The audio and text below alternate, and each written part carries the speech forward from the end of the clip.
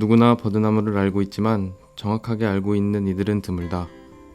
우리가 알고 있는 버드나무만도 천안 삼거리의 능수버들, 시냇가의 갯버들, 새색시 꽃가마 타고 가는 길에 늘어져 춤추는 수양버들, 백정들이 이용했던 고리버들 등이 있으며 이외에도 수없이 많아 우리나라에서 볼 수 있는 종류만도 40종류가 넘는다.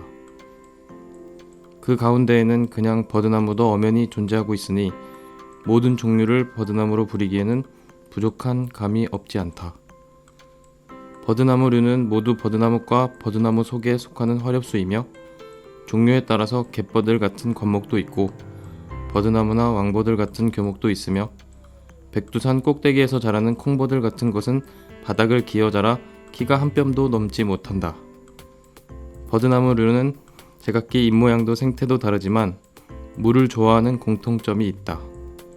그래서 버드나무류를 총칭하는 속명 셀릭스는 라틴어로 가깝다는 뜻의 쌀과 물이라는 뜻의 리스의 합성어이다. 그래서 예로부터 연못이나 우물 같은 물가에 버드나무류를 심어두면 어울렸지만 하수도 옆에는 심지 말라고 하였다. 물을 따라 뿌리가 뻗어 하수도를 막기 때문이다. 이와는 반대로 뿌리가 물을 정화시키는 작용을 하기 때문에 우물가에는 버드나무 등을 심어왔다. 길가나 공원에서 쉽게 볼 수 있는 것은 능수버들, 수양버들, 그리고 버드나무 정도이다. 버드나무는 가지가 능수버들이나 수양버들처럼 축축 처지지 않아서 구분이 가능하다. 능수버들은 1년생 어린 가지의 색깔이 황록색이고 수양버들은 적자색이어서 두 나무는 쉽게 구분할 수 있다. 이 가운데 수양버들은 고향이 중국이다. 특히 양자강 하류에 많이 나는데 수나라의 양제가 양자강에 배운화를 만들면서 백성들에게 상을 주며 이 나무를 많이 심도록 했다. 그래서 이름도 수양버들이 되었다. 수양버들은 아름다운 풍치로 중국인들의 많은 사랑을 받았음은 물론이며 세계의 가로수로 퍼져 있다.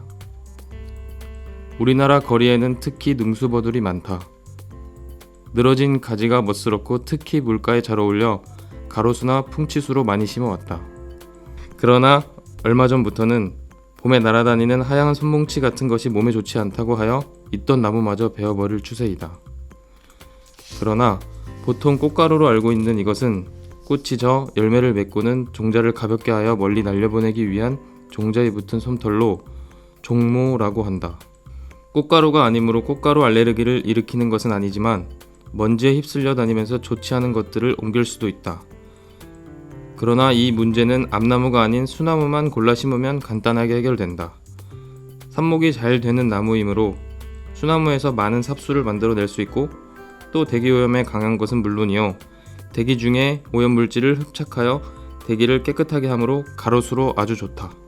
버드나무류가 이처럼 가로수로서의 장점과 단점을 모두 가지고 있는 것처럼 이 나무에 대한 인식에도 많은 차이가 있다. 아름다운 여인을 두고 버들잎 같은 눈썹, 버들가지같이 가는 허리, 또 길고 윤이 나는 머리카락을 버들류자를 써서 유발이라고 하지 않은가. 이렇게 아름다운 것에 대한 비유와는 반대로 흉한 일에도 버드나무가 많이 쓰인다. 어머니나 할머니처럼 고인이 여자이면 상제들은 버드나무나 오동나무 지팡이를 상장으로 썼으며 시체를 염할 때 저승길의 양식이라고 불린 쌀을 입에 넣어줄 때에도 버드나무로 만든 숟가락을 쓴다고 한다. 그런가 하면 버드나무까지는 이별의 상징처럼 되어 있다. 버드나무까지는 동풍이 불어 흔들리고 강물과 어울려 푸르구나. 요 사이 버드나무 가지를 꺾기가 어려운 것은 이별하는 사람이 많기 때문이다. 나는 당나라의 시를 보면 이별할 때의 풍속을 잘 알 수 있다. 우리나라에서도 남녀 간의 길을 떠나며 버드나무 가지를 꺾어주는 풍속이 있으니 이를 전류지라고 한다. 버드나무류 가운데 빼놓을 수 없는 것이 갯버들과 왕버들이다. 갯버들은 봄이 오는 시냇가에 회색 솜털 같은 겨울눈을 달고 있다가 형형색색의 꽃술을 터뜨리며 피어나 봄을 알리는 대표적인 나무이다. 앞에 나무들처럼 키가 크지 않은 관목이어서 분위기가 아주 다르다. 흔히 버들강아지 또는 버들개지라고 부르며 꽃꽂이를 하기도 한다. 또한 어린 시절 적당히 굵은 가지를 잘라 껍질을 틀어 만들어 불던 버들피리의 추억은 누구나 있을 것이다. 왕버들은 아주 튼실하게 자라 위풍당당하고 투박하여 다른 나무들과는 또 다른 매력을 보인다. 게다가 새순이 올라오면 불을 붙인 듯 빨간색이어서 아름답다.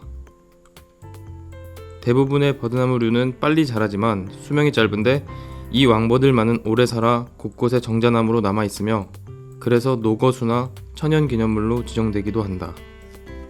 특히 장성읍에 있는 수백 년 된 왕버들은 도둑이 물건을 훔치고 이 나무 밑에 버리지 않으면 도망을 가도 밤새 이 나무 밑을 벗어나지 못하고 뱅뱅 돌게 된다고 한다. 그래서 이 마을은 도둑이 없는 것으로 유명하고 마을 사람들은 나무 밑을 지날 때면 담뱃불도 끄고 담뱃대도 감추며 공손히 지나다녔다고 한다. 이 왕버들을 두고 한문으로는 귀류라고 하는데 목재 안에 인성분이 들어있어서 종종 밤에 특히 비에 젖으면 빛을 내어 귀신뿔이라 하고 나무에게는 귀신나무라는 이름을 붙인 것이다. 버드나무류는 약용식물로도 유용하게 쓰인다. 잎과 가지를 한방에서는 인효, 진통, 해열제로 썼으며 민간에서는 각혈에 꽃을 다려 먹고 옷이 오르면 가지를 태운 연기를 쐬었으며 피가 나는 곳에는 열매의 솜털을 붙여 지혈하고 감기와 무좀까지 고쳤다고 한다. 또 버드나무 목재는 독이 없어 약방에서 고약을 다지는 데 썼고 도마를 만들기도 했다. 아스피린의 원료가 되는 물질도 버드나무류의 뿌리에서 추출한 것이라고 한다. 그런가 하면 버드나무 암꽃은 성욕을 감퇴시킨다고도 한다. 옛날에 여자만 보면 사족을 못쓰고 나쁜 짓을 하는 바람둥이가 살고 있었다. 하루는 그가 술에 잔뜩 취해 냇가를 지나고 있는데 술이 싹 가실 만큼 아름다운 여인이 옷을 벗고 목욕을 하고 있었다. 그냥 지나칠 리 없는 이 남분꾼은 달려가 그 여인을 안고 밤새 버둥대다가 기진하여 쓰러졌는데 아침에 보니 밤새 안고 있었던 것은 여인이 아니라 바로 버드나무였다. 그 일이 있은 후로 어찌된 일인지 그 남분꾼은 남자의 구실을 못하게 되었다는 것이다. 사람들은 이 버드나무가 남자의 기운을 모두 앗아갔다고 믿었다. 그래서 손이 귀한 집에서는 절대로 버드나무의 암나무는 뜰 안에 심지 않는다고 한다. 또 제주도에서는 버드나무류 가지가 바람에 잘 흔들리므로 집 안에 심으면 바람을 피워 부부 금실에 좋지 않으므로 절대 집 안에 심지 않는다. 번식은 대개 삽목으로 한다. 굵고 충실한 가지를 골라 눈이 나오기 직전 또는 여름이나 가을에 그 해에 난 가지를 잘라 하면 쉽게 뿌리를 내린다. 특별히 기르는데 어려움은 없으니 각기 버드나무 종류마다 그 모양과 특성에 맞게 심어 가꾸면 된다.